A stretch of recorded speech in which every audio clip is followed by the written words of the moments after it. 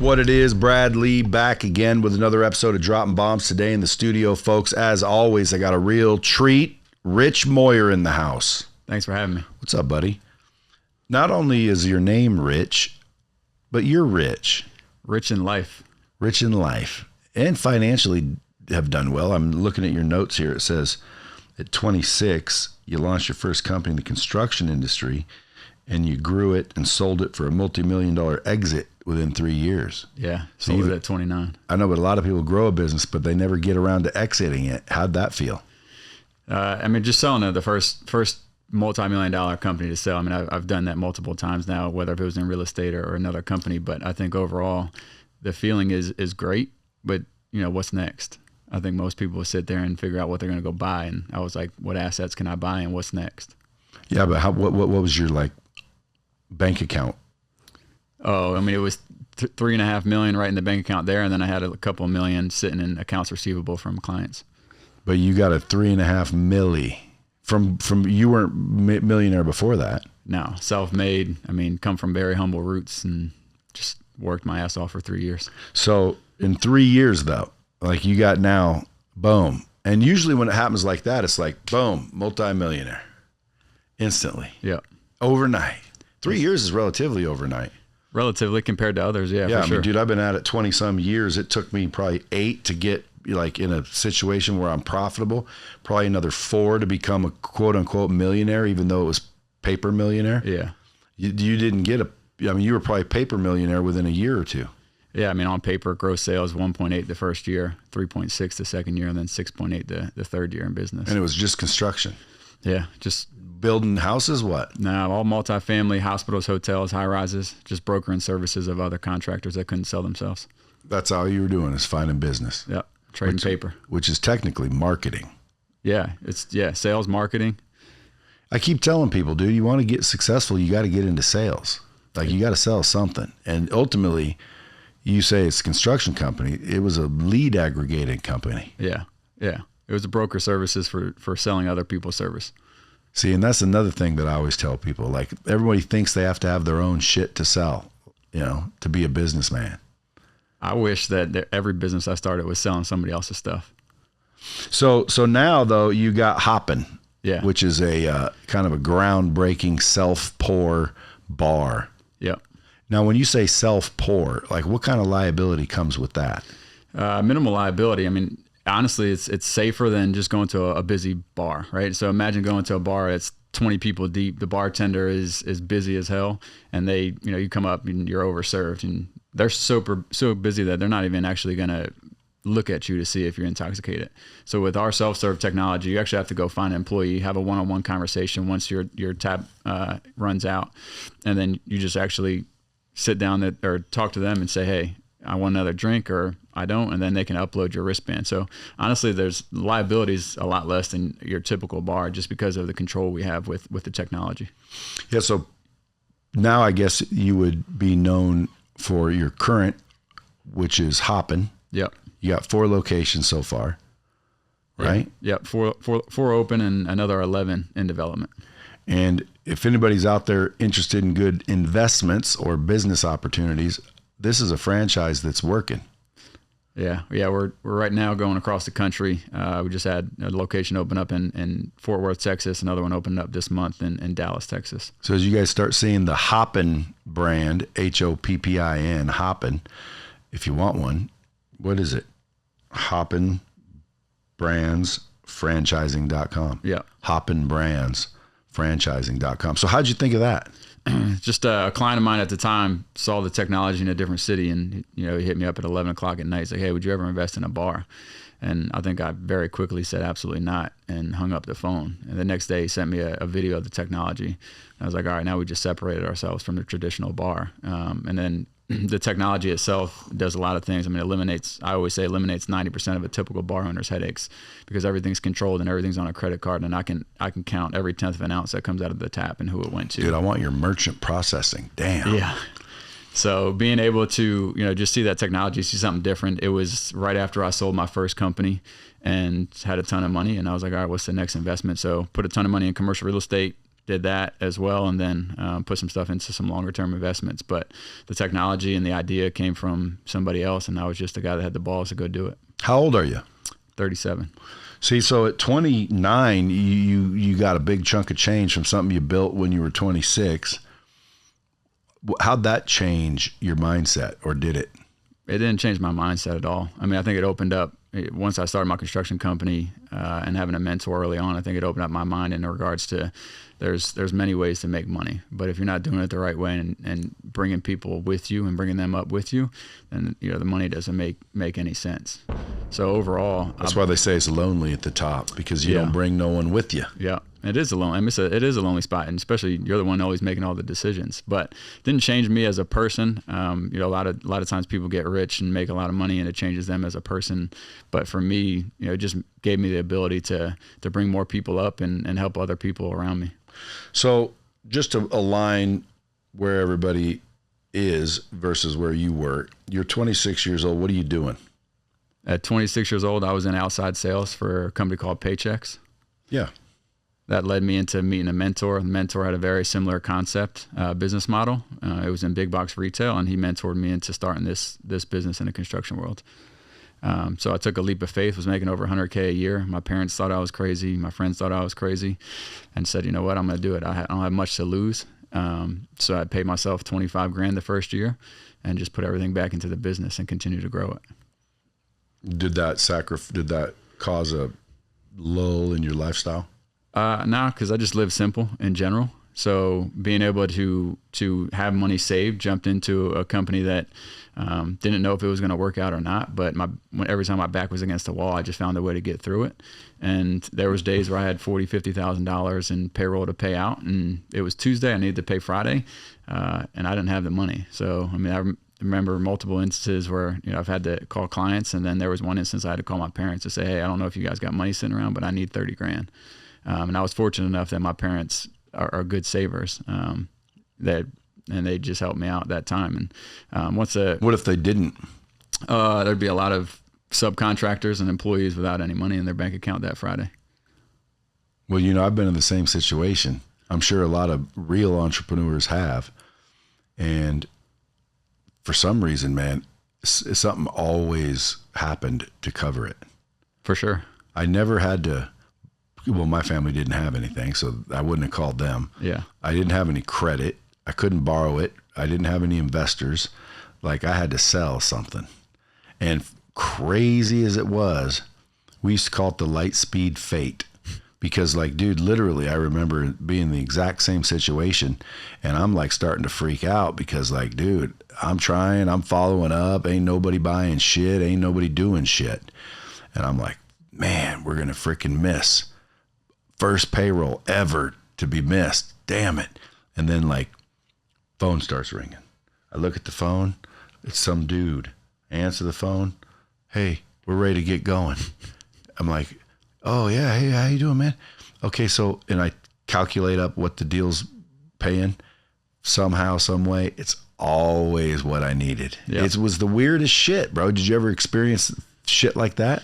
Yeah, I mean, typically for me in that construction industry, I had clients, so I had a lot of accounts receivable. So it was just trying to get a hold of them, and we always called them 800-pound gorillas, right? They can do what they want, and they would pay when they net. Huh? 90-day net. Yeah. You ever get those? Yeah, 90-day, 60-day, and they ended up being 120. Or at the end of a project, hey, we owe you $400,000, but we lost money, so we're going to give you $200,000. And then what are you going to do? You're going to go battle the 800-pound gorilla in litigation. But yeah, there's been times where it just worked out where I can call a client and say, hey, I need the money. And then they're like, all right, you got to come pick up a check. So just drive to their office and pick it up.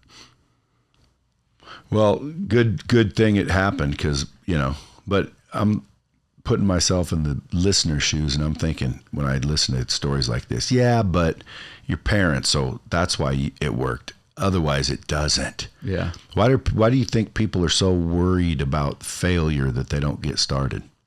I think a great question to ask anybody is that if you had no way to fail, there's absolutely no chance of failing, what would you do with your life? And you'll find out real quickly like what their passion is and what they really want to do. But I think overall failure people are just afraid to fail. I mean, I think that's what society has created, and that's, everybody gets a trophy nowadays. So everybody's a winner, and that's just what they've created. But in my mindset, failure is your trampoline to success. If you're not failing, you're not learning. If you're not learning, you're not growing. Well, if you're learning, you're not failing.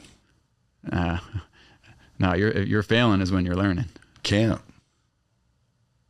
Well, yeah. Impossible. Hand in hand, correct. Yeah. That's what most people don't get. You're always learning. If you learn from the loss, it's not a failure. It can't be a failure because you gain something from it. A failure is when you got nothing. The only way to fail, in my opinion, is to quit. So like I have failed many times because I quit. Boom. No longer an option. Failure.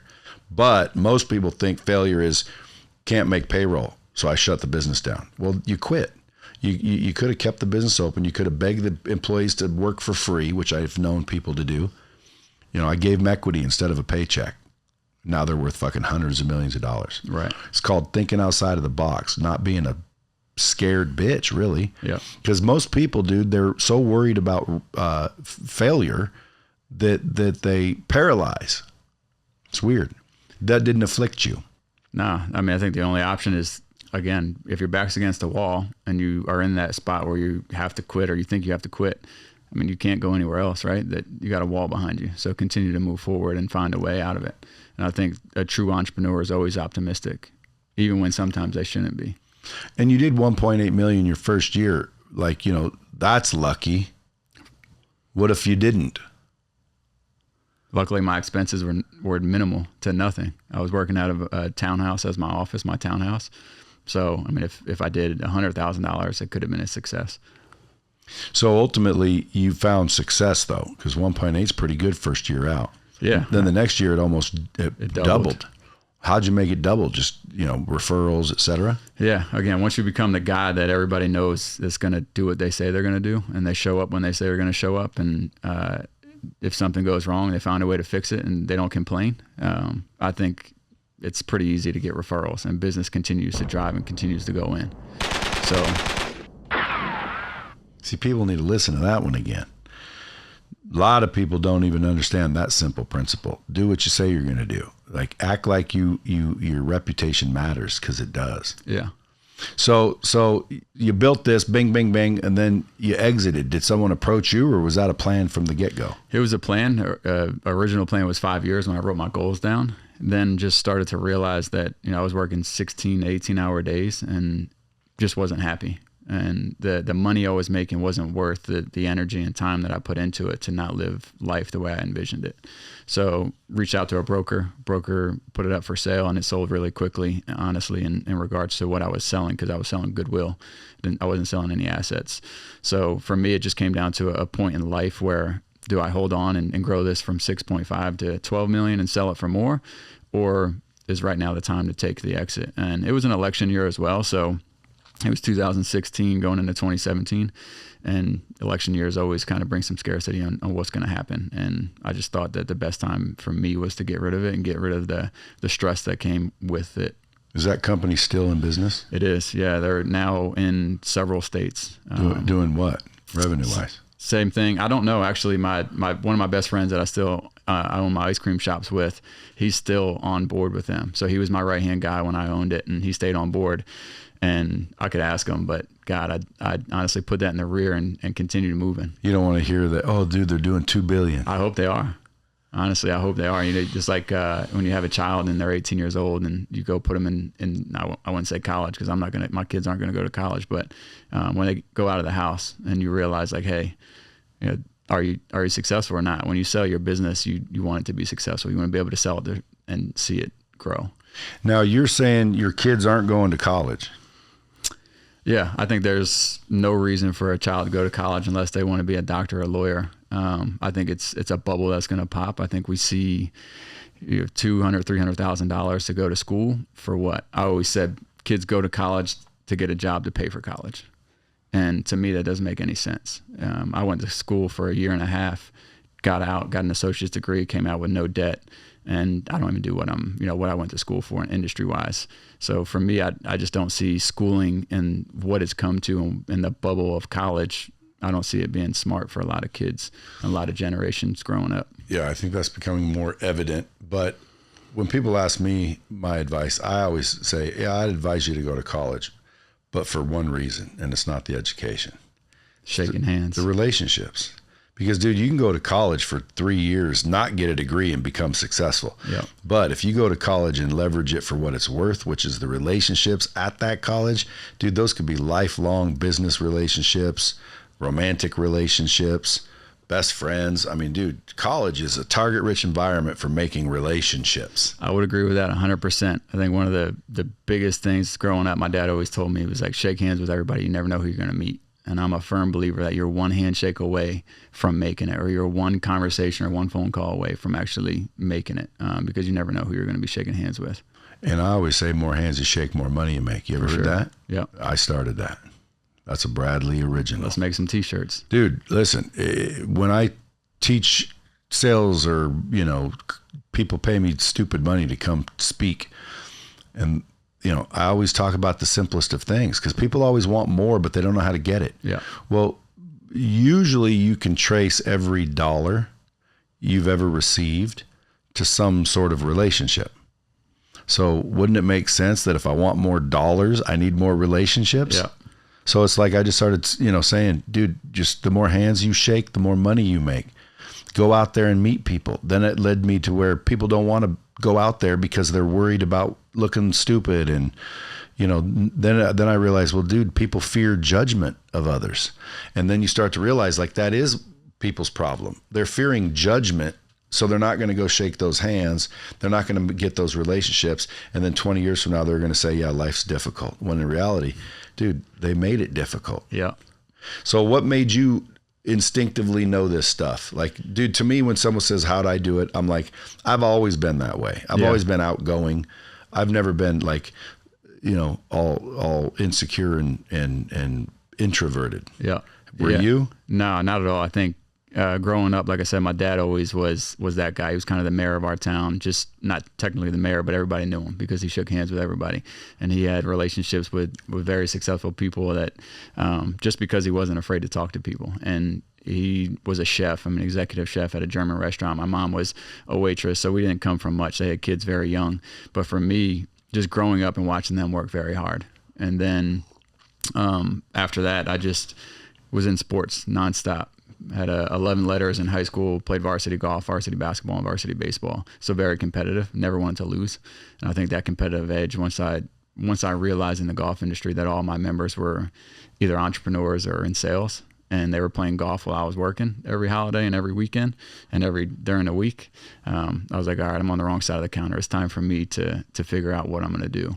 And then at that point, it was just in the golf industry, asking members, asking people, shaking hands with other members, guests, and just saying, hey, what do you guys do for a living? And that led me into getting an outside sales job. That led me into meeting my other mentor. And at the end of the day, if I didn't shake those hands or have those conversations, I'd still be working a 9-to-5 job with some other company. Or if you didn't put yourself in the environment. Yeah. Because environment matters. You're at a fucking golf course playing with Richies. Yeah. That's a good environment to be around. It's a great environment. So did you get to be a great golfer? I mean, you got to be a golf wizard, don't you? Yeah. At my peak, when I was in the golf industry and playing a lot, I was a handicap of 0, scratch golfer, but now my handicap's like a 3.5. So still play 1 or 2 times a week. Got a 1-year-old, and not sure when this podcast is going to come out, but got one. My wife's currently pregnant. She's 8 weeks pregnant. Congrats. Thank you. So if I want to get better at golf, you got to go play. Yeah, it's like anything in life. That's right. If you want to get better, you got to go learn and go do it. I've always said, everybody always asks me, like, how are you so successful? And I said, I'll tell you one thing. I didn't listen to YouTube. I didn't listen to podcasts. I didn't go read books. I just went and did action over everything. And that's one key thing. You're going to learn more. Don't be afraid to fail. Just go take the action. And if you do something wrong or you did have something that didn't go right, pivot, learn from it, make sure you jot it down so you don't do it again, or create some type of system or process so you don't do it again, and continue moving forward, continue taking the action. I think most people never take that first step to take the action, so they just never move. If you did it over, would you do it different? I mean, there's nothing that I would do different in regards to my first company. There were things that I would look back at and say, you know, that was a learning lesson. There's some things that I guess you could do differently to avoid some of those bigger mistakes I made. As in, you know, I took a contract from a client that it was an installation job, and he's like, man, this is what I got built in for the budget. And I was like, all right, I trust you, and just shook his hand, because my word was always gold. So I just figured that his word was gold. Just the material alone was the cost of the contract. So I ended up losing about $200,000, but I finished the job, did what I said I was going to do, and ended up, you know, making more money on them in the long run. Well, because I kind of heard you say, like, you didn't study, you didn't read books, you didn't, you know, seek knowledge, you just did it. Yeah. Which obviously gave you the experience. And that's one way of doing it. But if I would advise somebody listening, I'd say, don't do it like he did it. Like, get help, seek counsel, read books. Like, because dude, I made a lot of mistakes that if I'd have just did that, I would have avoided a bunch of them, because I was the same way. So I always tell people, like, if I could do it over, I would have probably got more mentors, coaching, reading, learning. I would have been seeking knowledge in that particular field and relationships, and it would have saved me tons of time and money. Yeah. Yeah. I agree with that 100%. Just having the mentors, and the more you educate yourself, the better off you are. I think the more what I was relating to is most people will just talk and have those conversations and study and never take the action. Yeah. The world's filled with them. I call them success zombies, because I see them because I get hired at a lot of these entrepreneur events to speak. And I see the same faces, you know, and like out of the third one, they're like, oh, you're at this one too. You know, 2 years later, hey, how's it going? You know, same, they're the same. They're just attending success events, but they don't execute. Otherwise, I'd see them on the stage next to me, which has happened on occasion, where I've spoken at an event, and 3 years later, one of the dudes in the event was now speaking. And guess what? We all say the same shit. It's all the same. Yeah.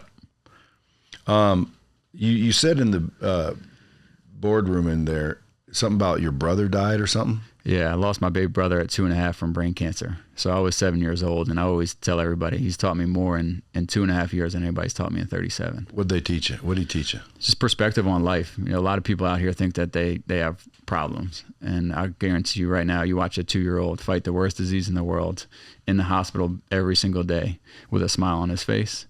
You'll guarantee you that your problems are not true problems. You go to the Ronald McDonald House, or you go somewhere in this world where there's kids fighting diseases that they don't know if they're going to wake up tomorrow. They don't know if tomorrow they're going to be able to look at their mom and dad. Going through that situation, put a different perspective on life. You know, we're fortunate enough to wake up healthy, go do what we want to do, help other people. But there's a lot of young adults and even older people that are, you know, our age or a little bit older than us that are fighting diseases. And people complain about, you know, their cars or this or that, and just they don't really understand their perspective on life. And they don't I have think gratitude. Yeah. So he taught you gratitude. Yeah. Yeah, dude, that'd be a terrible thing for your parents. Very tough on them. Oh my God. Yeah. That would be worst nightmare ever. And it happens. That's why I donate money to like St. Jude. I've never done Ronald McDonald House. Yeah. Yeah. We spent a year of our life there. But St. Jude is similar. Mm-hmm. You know, they basically, you know, pay for the parents and, you know, but because dude, that shit kills me, especially 2. Come on. Yeah. My son's 13 months. So, you know, it really got put into perspective when you start to have your own children to see like, just even thinking about it. And it could happen to anybody. Yeah. At any time. So good, man. So that's probably what did it. Cause gratitude, bro, underestimated. Simple gratitude. I did a video once that went viral, and I said, I was talking to this guy on a podcast, and you know, they were talking, and I said, hey, if I gave you $1 million, how would you feel? Oh, that'd be amazing. I said, how would you feel? You know, oh, I'd be pumped up. I'd be killing it. Well, if I gave you $1 million, but you couldn't wake up tomorrow, would you take it? Well, obviously not. So you value just simply waking up more than $1 million? He said, well, absolutely. I said, then why don't you act like that every day? Yeah. Why don't, when you open your eyes, you don't feel the same rush, the same endorphins, the same energy as $1 million cash? Because it's worth more. Yeah. And that shifts your perspective. So when you wake up and all of a sudden you're filled with gratitude, ironically, your vibration changes. And your vibration and your frequency determines what you attract. So most people wake up with fear and anxiety, doubt and worry, and then they attract all that. Where I say my magic secret or my hack is I wake up and instantly shift my perspective to I have to go to work to I get to go to work. Even boils down to like, I feel good. Can you imagine waking up with some sort of problem or disease or issue where, you know, it makes it 10 times more difficult. Yeah. And then even if someone's listening right now and they're like, well, that's me, that's my excuse. Well, again, guys, there are legitimate excuses in the world, but a lot of it is just bullshit. Yeah. You know, there's a saying that says, I was mad that I couldn't afford new shoes until I saw a man with no feet. Then you start to go, hey, wait a minute. Thank God I got feet, even if I can't put shoes on them. Yeah. Well, as soon as you start being grateful, think about it. Now, all of a sudden, that vibration you're in is gratitude. Well, for some reason, if I give a kid something really nice and they're flippant and throw their nose up in the air about it, it makes me feel like taking it back. Mm-hmm. But if I give them something minor and they get really excited, it makes me want to give them more. Yeah. It makes me want to like get them nicer shit. Man, if they got excited over that, let me really show them what I could have done in the first place. Yeah. Now all of a sudden I give them something nicer and nicer and nicer, and every time they see it, they freak out and they're extremely excited and thankful and grateful. And you know, you're like, man, this is awesome. Every time you see that kid, boom, you're going to want to give them something more. Yeah. Well, think about that in life. What if you're the kid and God's the person given, waking up every day, bitching and complaining, moaning and groaning when you're perfectly healthy, you're perfectly smart, you're perfectly capable, and you're bitching and complaining because freaking tough times? Like, dude, it doesn't make sense to me. I'd rather be like if I woke up and everything crashed around me, I'd be grateful that I'm healthy. And if I woke up and I started to have a couple of health issues, I'd be grateful that I have an opportunity to get out of it. In other words, I just practice gratitude. Yeah. Sounds like you inherently did, but because of the experience. Yeah, because of the experience. And yeah, it's easy to have that perspective on life when you go through that situation. Okay, so you're 26, you bounce out this company. Next thing you know, you got $3.5 million. Did you call the bank account a couple times and hear it make that statement? I think I screenshotted it, sent it to my brother. What'd he say? I think he said something simple. I mean, he's kind of like me, pretty even keel, doesn't get too high, too low. I think he just said something like, feels good, don't it? Did he have that kind of dough?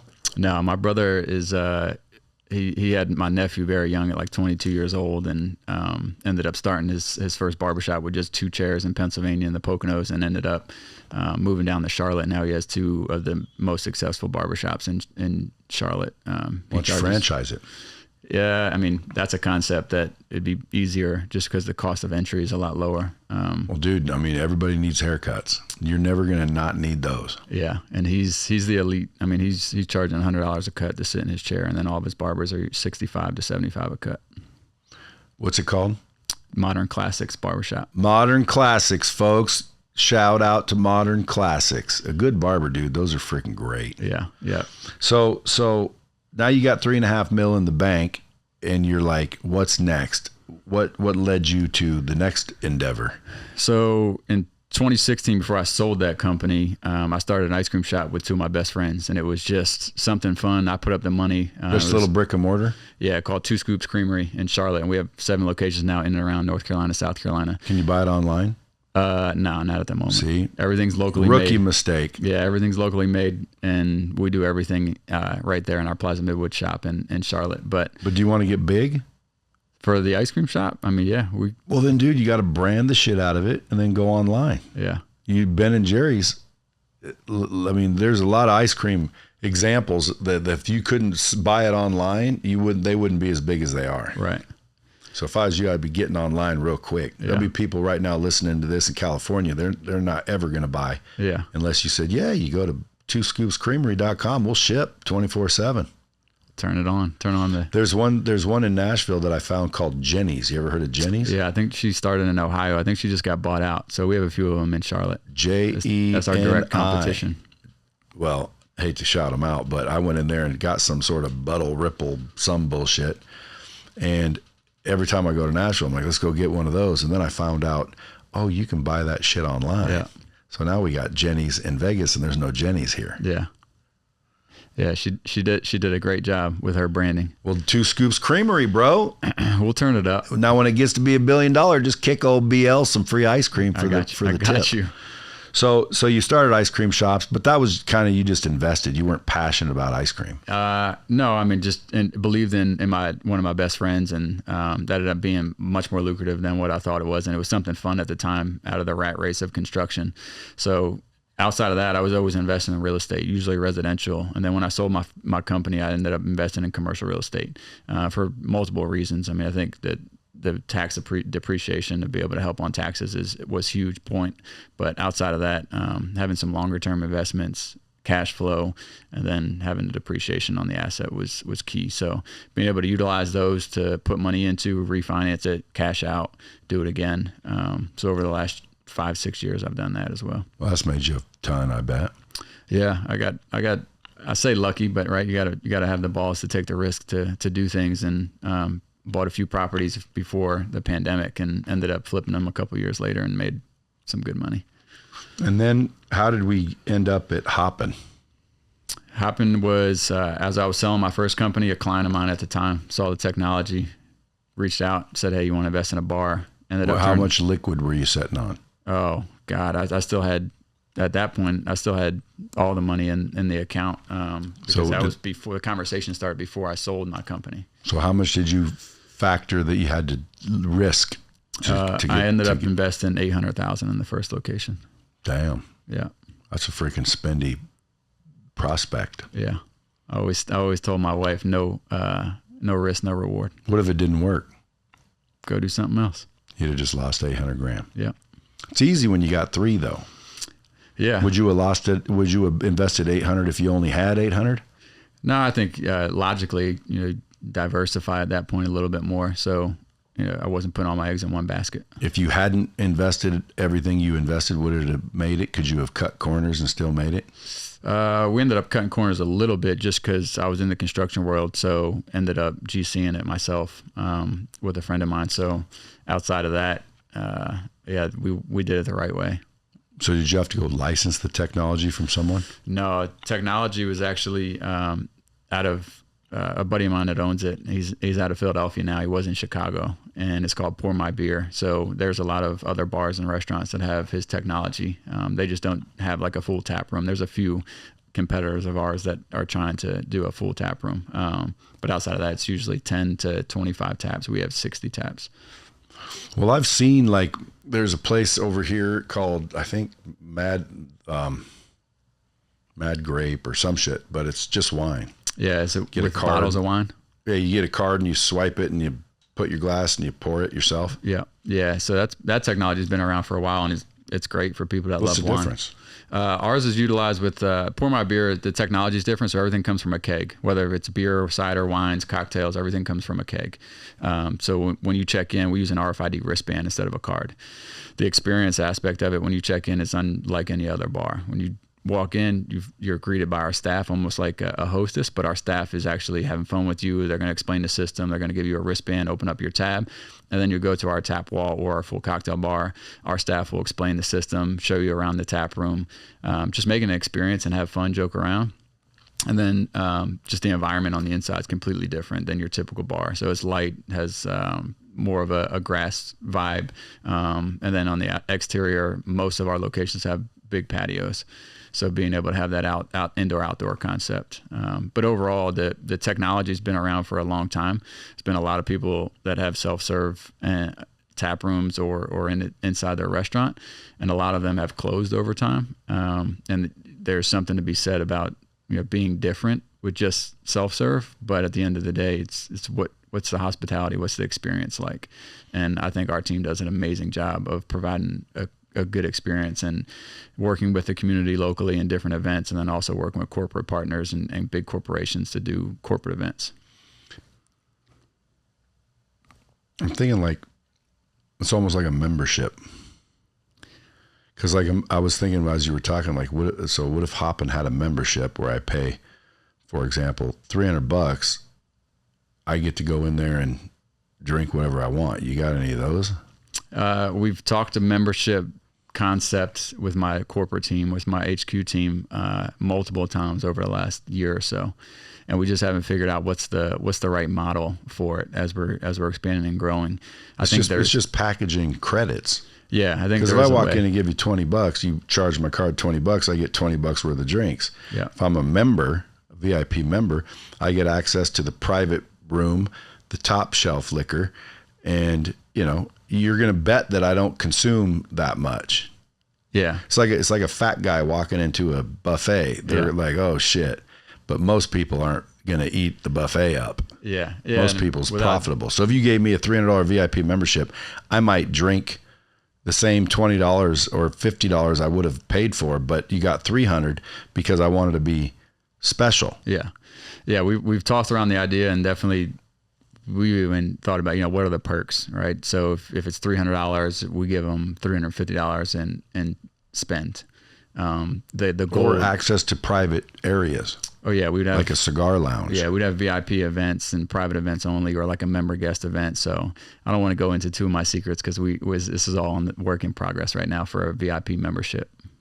Well, include a cigar lounge, somewhere to smoke that most people would have to go outside. But if you're a VIP, you go into the double filtrated. Now we got to switch up the entire concept and architectural drawings and design. Well, dude, if you want to help me build something, and I was thinking about opening a cigar bar or a cigar lounge. Why don't you do a Hoppin in Vegas and call it Tap That Ash? Tap That Ash. Let's do a Hoppin in Vegas, and you can add cigar lounge to it. Well, you got to get a liquor license. It's tough out here. Oh yeah, dude. They don't want you having a liquor license. Yeah, it's like not tough. It's not tough, but there's some hoops to jump through. Yeah. You got to get background check and fucking file for all the bullshit. That's normal in North Carolina as well. So you would also think, I always put myself in the shoes of the listener and you, and I'm thinking, how would I do it if I were you? I would, start thinking memberships, which you're doing. I would also start thinking about places that don't have liquor but want it. So for example, barbershops. What if you had a little fucking portable Hoppin station you could put and operate, because you have a liquor license, in your brother's barbershop, to where now I walk in, dude, it's your fucking Hoppin, operating by your license, but he wins because you're now my customer. In other words, I'm a partner of Hoppin now because I let you put it in my company. Yeah, I'll put a fucking hopper right here. I'll put a Hoppin right here in Lightspeed. The issue is liquor license and laws in every state is completely different. Yeah, but if you have a liquor license, why can't you be here? I mean, I have a liquor license in North Carolina. Well, let's pretend I'm in North Carolina. Yeah, so with that liquor license, it's subject to your actual location. Okay, so you just have to file my location. You have to create a new liquor license, or a beer wine license. They're well, dude, it's something to think about, dude. Because there's a lot of companies that wish they had a fucking Hoppin, but in their business, because they want to service their customers better or draw more in there. Yeah. But they don't have a liquor license. Yeah. But they can call Hoppin, and they can get their business hopping overnight. Yeah. You motherfucker, you know that's good. For us, the focus right now, our focus is growing the franchise brand and continuing to make sure they're profitable. Yeah, I know. Stay focused. Oh, I'm just giving you ideas, though. So have your team listen to this, and I'll bet you they'll be like, dude, that's pretty good. Because, dude, in my mind, if I'm you, I just want to get as many franchises out in the world so I can do my exit. Right. Get it big, get it known, and then exit, and then let them grow it. Well, if I'm in your shoes, I'm thinking, how do I get them out there? Well, dude, there's established businesses all over that wish they had a Hoppin, but they don't want to be a franchisee. They don't want to unfocus on what they're doing. They have their businesses, but I just want yours inside of mine. Like, for example, you go to a hotel 9 times out of 10, they have a hotel gym. People don't realize that hotel gym is actually owned and operated by a company that the hotel paid to come in and put the gym in there. Because, they're not in the fitness business. They don't want to maintain that shit, but they'll give you X amount of square footage so their hotel guests have a gym. So same thing, dude, except for Hoppin. Because I'm picturing a badass wall of taps. Inside of a hotel. Inside of anything. Inside my barbershop. Inside my company. Inside my corporate break room. Inside my fucking daycare. My adult daycare. You see what I'm saying? Yeah. A strip club. A fucking, you should have a portable Hoppin station is all I'm saying. We've talked about that as well for an add-on additional revenue stream. Or a party. Like you'll roll out a trailer outfitted to be a tap room. Yeah. Hoppin tap room, Hoppin on demand. Yep. Huh? Just you have to work through all the liquor liability laws in every state just a little bit different. So making sure that it's legal. Those are details, friend, and that's your business. Yeah. Huh? If I told you all those also, I'd have to be a partner. It's a good concept though. And then Hoppin, that's a good name. Hoppin, Mad, anything like what would blend with Hoppin? During the pandemic, we ended up staying open when everybody else was supposed to be closed, just based off of North Carolina laws at the time. And the kid got interviewed and he said, yeah, Hoppin's popping. And till this day, we love that clip because the governor's trying to shut us down. And we ended up just staying open because we thought it was our right to stay open. Well, the governor was probably hopping mad. He probably was mad, but. So yeah, I'm thinking, okay, I'm a business. I'd love to have a little Hoppin area brought in and paid for by you. Not my problem. But if I qualify, like I got foot traffic and you knew that it's like a vending machine route. It's like an ATM. Yeah. Yeah. So there's something to think about. What else would I do if I was you? What are your plans? Just franchise them out and go? Yeah. Get 40 to 50 open with another 40 or 50 in development and get private equity to come in at some point. Well, dude, there's probably 40 or 50 prospects listening. What kind of returns is it going? Yeah, so we're regulated by the FTC, so there's only so much that we can actually provide number-wise, especially as an emerging brand. As we get more locations open, the data gets a lot more deeper. So we just provide top-level revenue. And first year revenue of our first 2 locations that are on our FDD, $1.4 million. Our first location did $1.8 million its first year. What kind of net? What kind of margins? Unfortunately, I can't share it just because we're regulated by the FTC. But it's profitable. Yeah. And you would think, if somebody's listening that can, definitely do one of these, they're into the franchise space. Why Hoppin as opposed to anything else? Yeah, I think overall, I always tell people on the corporate side, as a franchisor, we're a marketing company. And that's the difference, right? Everybody's like, oh, you're a self-serve bar. On the corporate side, we're a marketing company. So we handle all the marketing, digital marketing internally. The franchisee is going to be responsible for their on the ground marketing and working relationships and partnerships locally. And then on the consumer side, we're an experience company. And Disney is an experience company. We pride ourselves in being an experience company, not just another bar. So we envision it completely different than your typical bar. And we run it as a business. We don't run it as a bar. I think a lot of bar What about owners, fights? you're going to deal with that. You have insurance. If you have a super busy crowd or you're staying open until 2 a.m., you're going to have security. It's rare that we have a fight, but at the end of the day, that's why you carry insurance if something happens. But again, being the entrepreneur, Hoppin' Mad is a bar with the Hoppin' thing in it and fights.